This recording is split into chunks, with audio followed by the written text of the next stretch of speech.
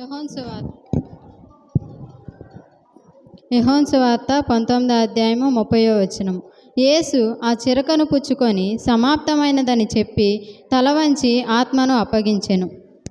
పరిశుద్ధుడా, నీతిమంతుడా, ప్రేమ కలిగిన నా గొప్ప తండ్రి, జీవము కలిగిన నా దేవా, జీవాధిపతి, నీ బంగారు పాదములకి ఏలాది వందనములు, స్తుతులు, స్తోత్రములు స్తోత్రములు స్తోత్రములు చెల్లించుకుంటున్నాను తండ్రి నాయన. పోయిన మహాశుక్రవారం నుంచి తండ్రి నాయన, ఈరోజు ఈ మహాశుక్రవారం వరకు తండ్రి నాయన, నన్ను మమ్మల్ని సజీవులుగా ఉంచిన విధానాన్ని బట్టి నీకు స్తుతులు స్తోత్రములు చెల్లించుకుంటున్నాను తండ్రి నాయన. ఇటు దినము చూడలేక తండ్రి అందరూ మరణించి ఉన్నారు తండ్రి. వారికంటే మేము గొప్పవారమని కాదు, కానీ వారికంటే మేము నీతిమంతులు అని కాదు, కానీ మా స్వనీతిని బట్టి కాదు, కానీ కేవలము ఉచితమైన ప్రేమను బట్టి, కేవలము ఉచితమైన కృపను బట్టి దినాన్ని నన్ను మమ్మల్ని సజీవులుగా ఉంచి ఉన్న విధానాన్ని బట్టి నీకు స్తుతులు స్తోత్రములు స్తోత్రములు చెల్లించుకుంటున్నాను తండ్రి నాయన. మొదటి మాటగా తండ్రి నాయన, తండ్రి వీరేమి చేస్తున్నారో వీరేరు కనుక వీరిని క్షమించమని నువ్వు మాట్లాడేవు తండ్రి, నీకు స్తోత్రములు నాయన. రెండవ మాటగా తండ్రి నాయన, సిలువలో దొంగలను నా తండ్రి క్షమించి నా తండ్రి అభయాన్ని ఇచ్చిన నా గొప్ప తండ్రి, నీకు స్తోత్రములు నాయన. మూడవ మాటగా తండ్రి నాయన, శిష్యుడైన యోహానుకి తండ్రి తల్లి బాధ్యతను అప్పగించినట్లుగా తండ్రి నాయన వాక్యం ద్వారా నువ్వు మాట్లాడేవు తండ్రి, నీకు స్తోత్రములు తండ్రి నాయన. నాలుగవ మాటగా నా తండ్రి నాయన, లేఖనము నెరవేరునట్లు నేను దప్పికొనుచున్నాను అన్నావు తండ్రి. ఏలి ఏలి లామా సబక్తా అని చెప్పి నా తండ్రి, నా దేవా నన్ను ఎందుకు చేయి విడిచితివని తండ్రి నువ్వు వేడుకుంటున్నట్లుగా ప్రభా నువ్వు మాట్లాడేవు తండ్రి, నీకు స్తోత్రములు నాయన. ఐదవ మాటగా నా తండ్రి నాయన, అటు తర్వాత యేసు సమస్తమును సమాప్తమైనదని ఎరిగి నా తండ్రి లేఖనము నెరవేరునట్లు నా తండ్రి నాయన, లేఖనం నెరవేరునట్లు దప్పికొనుచున్నానని నువ్వు మాట్లాడేవు కదా నా తండ్రి నాయన. ఆత్మీయ దప్పికతో నువ్వు ఉన్నావు తండ్రి నాయన. అయా నా తండ్రి నీకు స్తోత్రములు స్తోత్రములు తండ్రి నాయన.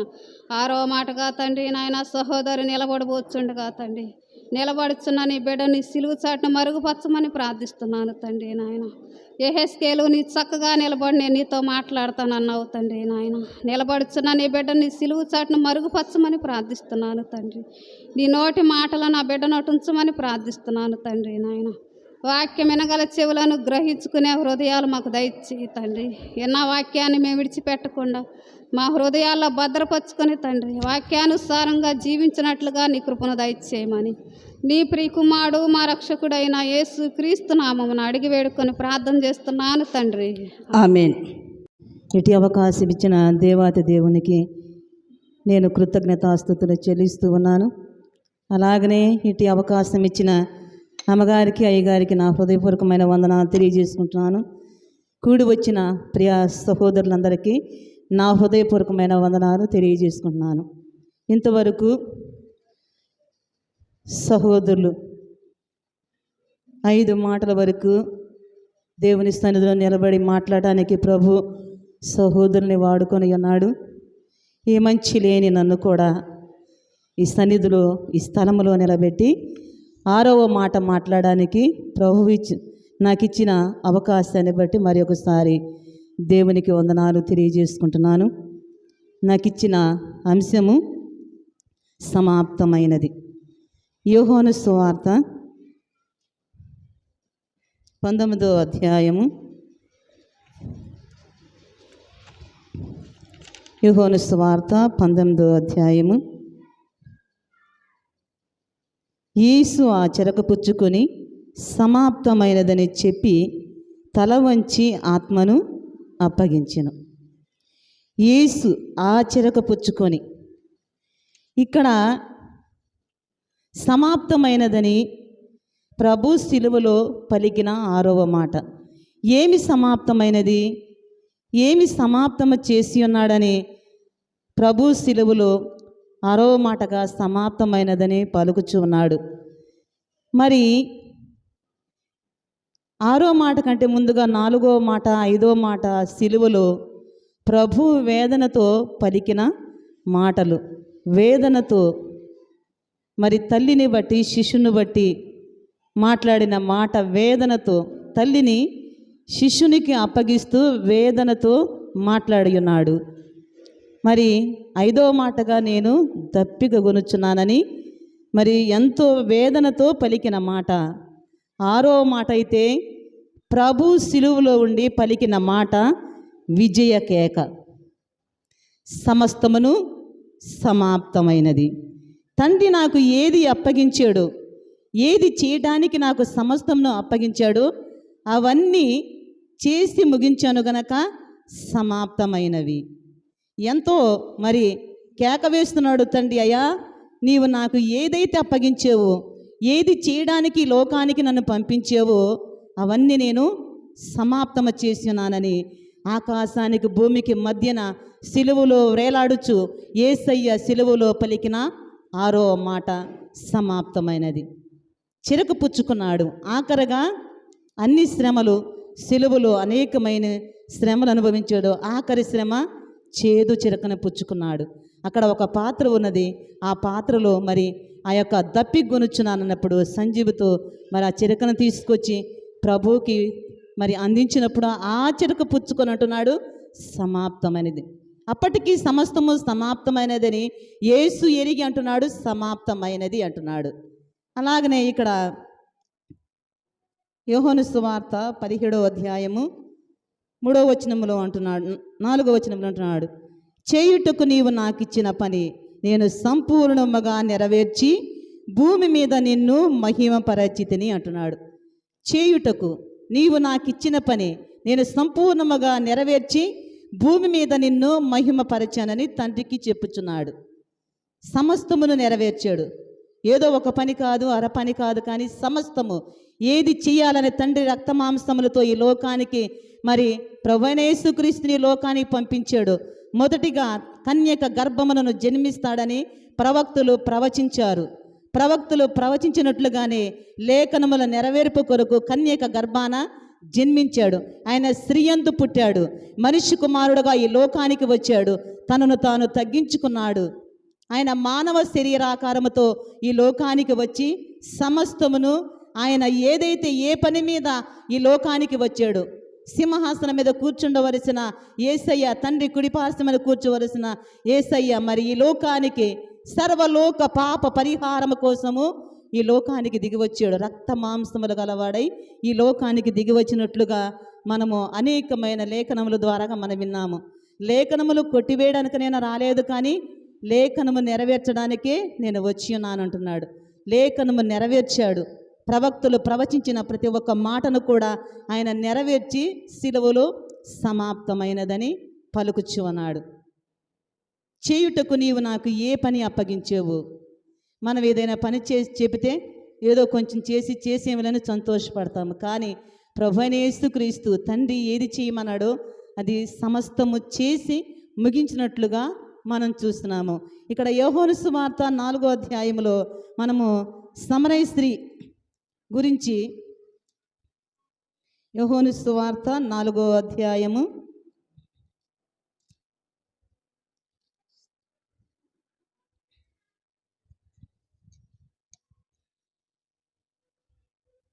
'ఆ సమరయ స్త్రీ, యూదుడు అయిన నీవు సమరయ స్త్రీనైన నన్ను దాహమునకిమ్మని ఎలాగో అడుగుచున్నావని ఆయనతో చెప్పింది. ఏలయనగా యూదులు సమరయులతో సాంగత్యము చెయ్యరు. అందుకు యేసు, ఇక్కడ యూదులకి సమరయులకు సాంగత్యము లేదు. ప్రభువైన యేసుక్రీస్తు అమ్మా నాకు దాహమునకి ఇమ్మన్నప్పుడు ఏమంటుంది? నీవు యూదుడువు కదా, మేము సమరయములు కదా, మీకు మాకు సాంగత్యము లేదే, ఎలాగూ నాకు నన్ను దాహమునికిమ్మని అడుగుచున్నావని ప్రభువుని ప్రశ్నిస్తూ ఉన్నది. మీకు మాకు సాంగత్యము లేదు కదా. మధ్యాహ్నములో 12 గంటల సమయంలో ఆ యొక్క యాకోబు బావి యొద్దకు వచ్చి ఆమె నీళ్లు చేదుకోవడానికి వచ్చినప్పుడు ప్రభు 12 గంటల సమయంలో సమరయ స్త్రీని దర్శించినట్లుగా మనం చూస్తున్నాము. దర్శించి ఏమంటున్నాడమ్మా నాకు దాహమునకిమ్ము, ఎలా అడుగుచున్నావు నన్ను, మీకు మాకు సాంగత్యము లేదే అని అడుగుచున్నది సమరయ స్త్రీ. మరి సాంగత్యము లేని వారికి, యూదులకు సమరయులకు సాంగత్యము లేని వారికి సాంగత్యము కలుగు చేయటానికి ఆయన సిలువలో రక్తమును కార్చి మన ఉభయుల్ని ఒకటి చేసినట్లుగా మనం చూస్తున్నాం. మధ్య గోడను పడగొట్టి ఉన్నాడు. యూదులకు సమరయులకు ఉన్న మధ్య గోడను పడగొట్టి ఉన్నానని ఎఫెసీ పత్రికలో పౌలు భక్తుడు మాట్లాడుచూ ఉన్నాడు. ఇక్కడ చేయుటకు నీవు నాకు ఏ పనిని అప్పగించావో ఆ పని చేస్తున్నాను. మన అయ్యగారు పాస్టర్ గారు మరి మార్కు సువార్తలో అనేకమైన మాటలు 40 దినాలు కూడా మార్కు సువార్తలోనే మరి పొందుపరిచి మనకి ఒక్కొక్కరికి ఒక్క అంశము ఇచ్చి ఉన్నాడు. 40 దినాలు చెప్పడానికి ఒక్కొక్క అంశము. అక్కడ ఏమేమి ఇచ్చి ఉన్నాడు? ప్రభువైన యేసుక్రీస్తుకి ఏమేమి ఇచ్చాడు? మొదటిగా బాప్తిసం పొందాడు యోహోను ద్వారాగా, అరణ్యములో సాతాను ద్వారాగా మరి శోధించబడినాడు. తరువాత మరి శిష్యుల్ని నా వెంబడి రండి, నన్ను వెంబడించండి అన్నాడు.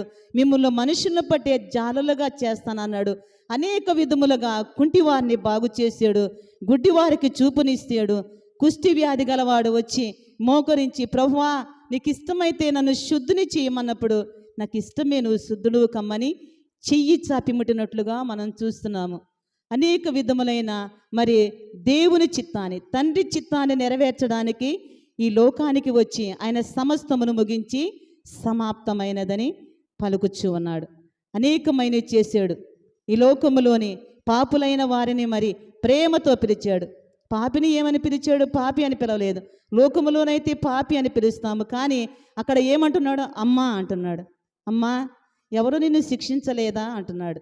నేను కూడా నిన్ను శిక్షించను.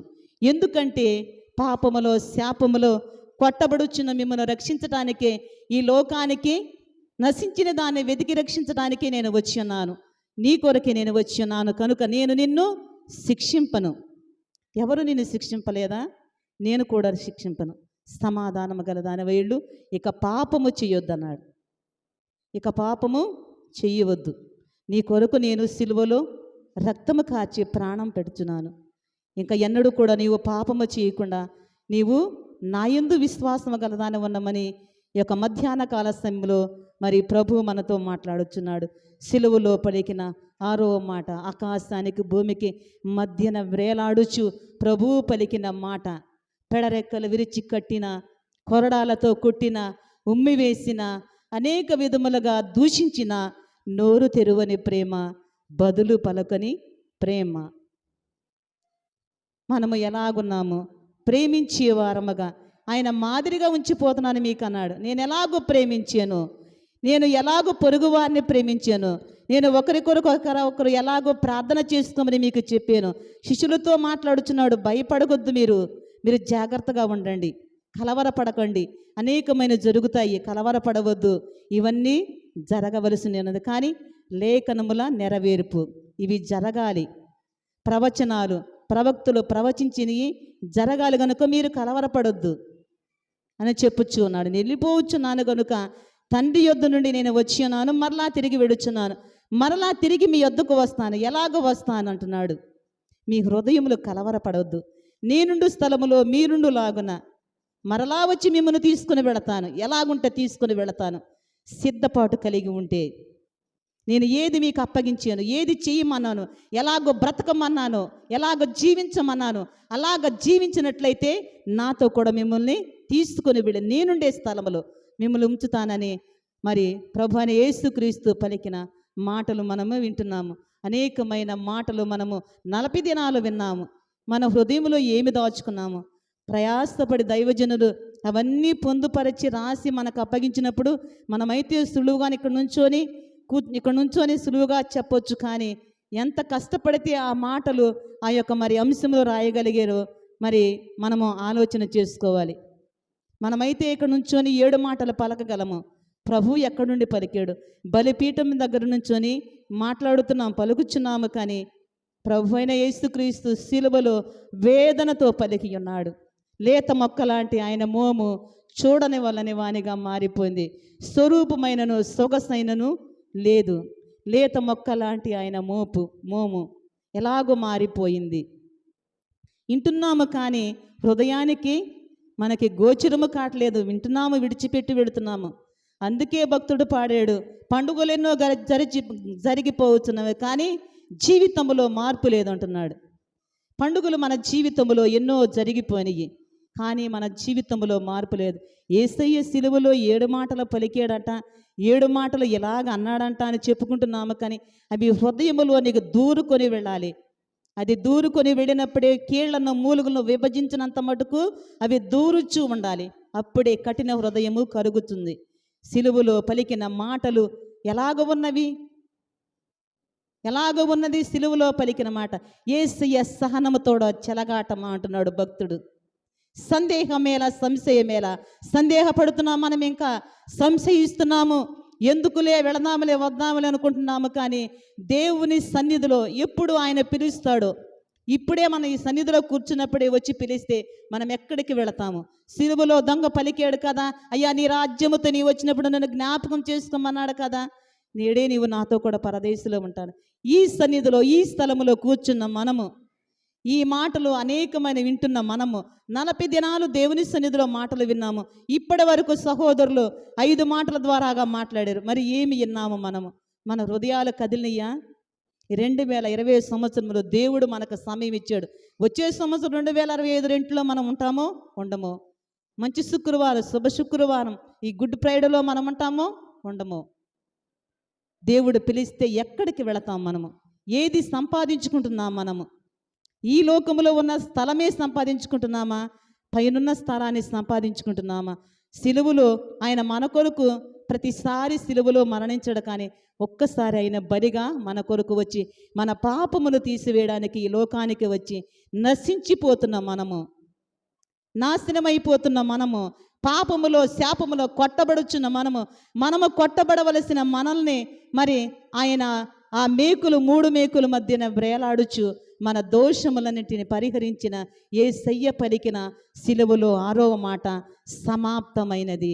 విజయ కేక వేసాడు అక్కడ, నేను సమస్తము చేసి ముగించాను అని. ఆఖరిగా చెరకు పుచ్చుకొని సిలువలో పలికిన మాటను మనం ఒక్కసారి జ్ఞాపకం చేసుకుందాం. ఒక్కసారి కల్వరిలో యేసయ్యను చూద్దాం. ఆ కాలువ కట్టి పారుచున్న యేసయ్య రక్తాన్ని చూద్దాము. ఎంతకాలము చూసినా కానీ, ఎన్నాళ్ళు చూసినా కానీ అక్కడ యెరూషలేము కుమార్తెతో ఏమన్నాడు? రొమ్ము కొట్టుకుంటూ యేసయ్యను కీర్తబెడుతున్నాడు. సిలువ మోసుకొని పెడుతున్నప్పుడు యేసయ్య ఏమన్నాడు? అమ్మా నా కోసమే ఏడవండి అన్నాడా? అనలేదు కదా. ఏమన్నాడు? యెరూషలేము కుమార్తెలారా నా కోసం ఏడవద్దు, మీ కోసం, మీ పిల్లల కోసం ఏడవండి అన్నాడు. మీ పిల్లలు ఎలాగున్నారు, మీరు ఎలాగున్నారు, మీకోసం ఏడవండి, మీ పిల్లల కోసం ఏడవండి. మన బిడ్డ మాటలు లేదనుకోండి, మనం ఏదో ఇంటి దగ్గర లోకానుసారముగా ఏడుస్తున్నాము, కానీ దేవుని సన్నిధికి వచ్చి దేవుని సన్నిధిలో మోకరించి ఆయనకు అప్పగించలేకపోతున్నాం. అయ్యా నా చేత కాటలేదయ్యా నా బిడ్డని స్వాధీనంలో ఉంచుకోవడానికి, నీకు అప్పగించుకుంటున్నాను, నువ్వేం చేస్తావో నాకు తెలియదయ్యా, నీకే అప్పగించుకున్నానని ఎప్పుడైనా దేవుని సన్నిధిలో అడిగేమా మనము? మన బిడ్డల మాటలు లేదని మనలో మనమే కుమిలిపోతూ కృంగిపోతూ మన లోకానుసారముగానే ఉంటున్నాము. దేవుని సన్నిధికి వచ్చి ఒక్క మాట, అయ్యా నీ చేతులకు అప్పగించుకుంటున్నానయ్యా. దేవుడు ఆత్మను అప్పగించుకొని, యేసయ్య తండ్రికి ఆత్మను అప్పగించి సమాప్తమైనదని సిలువలో పలుకుచున్న మాట. శిరము మీద ముళ్ళ సాక్షిగా, కార్చిన కన్నీళ్ళ సాక్షిగా, శిరము మీద ముళ్ళ సాక్షిగా, కార్చిన కన్నీళ్ళ సాక్షిగా, పొందిన గాయాల సాక్షిగా, చిందిన రుధిరంబు సాక్షిగా, పొందిన గాయాల సాక్షిగా, చిందిన రుధిరంబు సాక్షిగా, యేసు నిన్ను పిలుచుచున్నాడు,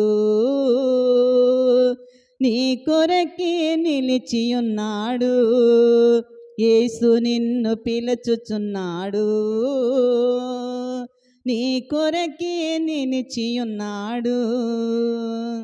సర్వ పాప పరిహారం కోసం రక్త ప్రోక్షణం అవశ్యమని, మనుషులలో ఎవ్వరు బలికి పనికిరారని, పరమాత్ముడే బలి అయి తిరిగి లేవాలని ఆర్య ఋషులు పలికిన ఆ వేద సత్యం క్రీస్తులోనే నెరవేరెనుగా. సర్వ పాప పరిహరో రక్త ప్రోక్షణం అవశ్యం తద్రక్తం పరమాత్మేన పుణ్యదాన బలియాగం.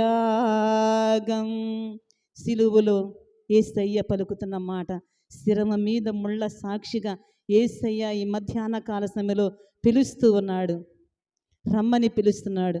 ఇప్పుడైనా నా యొద్దకు వస్తావా, ఇప్పుడైనా నా మాటకు లోబడుతావా అని యేసయ్య పిలుస్తూ ఉన్నాడు. సిలువలో ఉండి ఆకాశానికి భూమికి మధ్యన వ్రేలాడుచు పలుకుచున్న మాట, ఆకాశం ఆలకించు, భూమి చెవియగు, నేను పిల్లలను పెంచాను, పెద్దవారిని చేశారు, నా మీద తిరుగుబాటు చేస్తూ ఉన్నారు, ఇదిగో నా మీద తిరుగుబాటు చేసి ఇదిగో సిలువ మీద నేను వ్రేలాడుచు ఉన్నానని ఆకాశానికి భూమికి ఆనాడు ప్రభు అయిన యేసుక్రీస్తు చెప్పినట్లుగా మనం చూస్తున్నాము.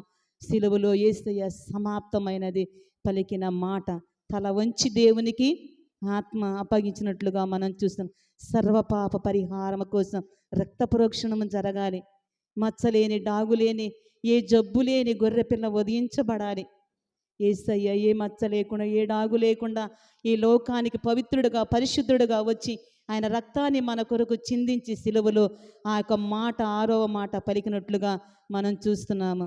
సిలువలో పలికిన మాట, ఆయన తల వంచి సమస్తమునప్పటికీ సమాప్తమైనదని యేసు ఎరిగి తల వంచి ఆత్మను తండ్రికి అప్పగించినట్లుగా మనం చూస్తున్నాం. తల వంచి ఆత్మను తండ్రికి అప్పగించిన యేసయ్య, యేసయ్య వైపు చూద్దాము. కల్వరిలో సిలువలో ఉన్న యేసయ్య వైపు చూద్దాము. ఇప్పుడైనను దేవుడు మనకు సమయమనిచ్చాడు. ఇంతకాలం మనం బ్రతికున్నామంటే యేసయ్య ఇంకా మనల్ని ప్రేమిస్తున్నాడు గనక ఇటు సమయాన్ని మనకిచ్చాడు గనక ఈ మాటలు దేవుడు వినికిడిలో దీవించునుగాక.